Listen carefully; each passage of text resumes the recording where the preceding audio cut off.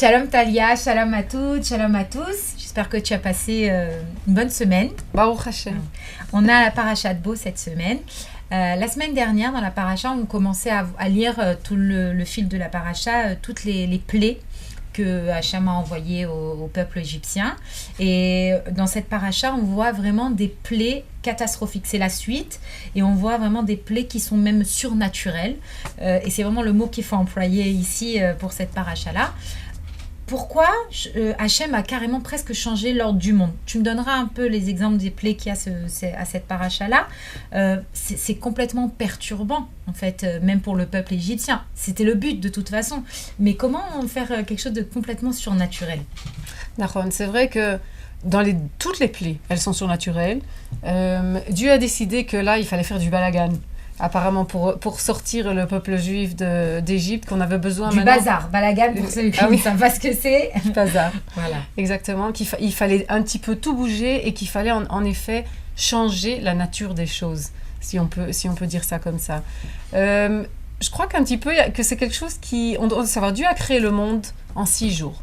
Le 7e jour, c'était Shabbat, il s'est reposé. Pendant ces 6 jours-là, il a créé toutes les lois de biologie, chimie, physique. Toutes les lois ont été créées à ce moment-là. Et depuis, par chesed, par bonté vis-à-vis de nous, il renouvelle ces lois tous les jours. Imagine que la loi de gravité, etc., elle change. Elle existe un jour oui, un jour non. Ben, chaque fois que tu t'assieds sur une chaise, tu ne sais pas si tu vas être assise ou tu vas te retrouver par terre. Et du coup, donc, c'est du chesed, c'est de la bonté que Dieu fait vis-à-vis de nous, qu'il laisse ces lois de la nature tout le temps, tous les jours, il les renouvelle.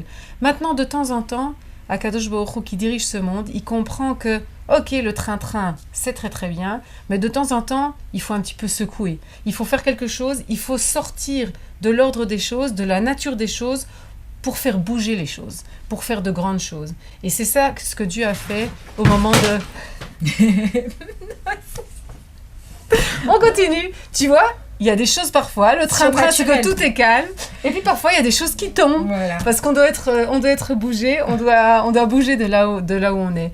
Et je crois qu'on peut adapter ça aussi à notre vie de tous les jours. Je crois que dans notre vie de tous les jours, on est bien parfois dans le train-train quotidien. Mais parfois, on doit un petit peu sortir un petit peu de là, faire bouger les choses, pour faire avancer les choses. Bien sûr.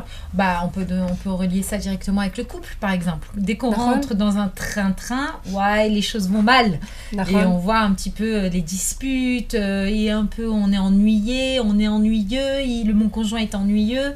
Bon, alors voilà, renouveler. Les disputes en général du train-train quotidien, elles viennent du fait qu'on rentre dans un mode où on rentre dans un mode dans la famille où chacun fait ses devoirs. Ça devient normal, et puis ça va de soi.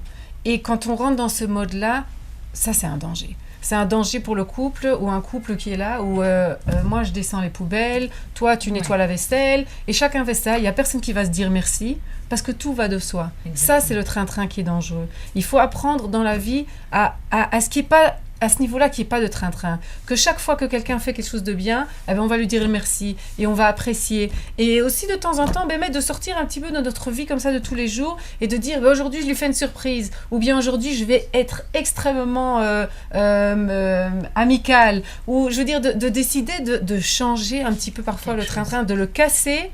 Et ça, c'est ce qui va nous permettre d'avancer et d'être positif dans la suite.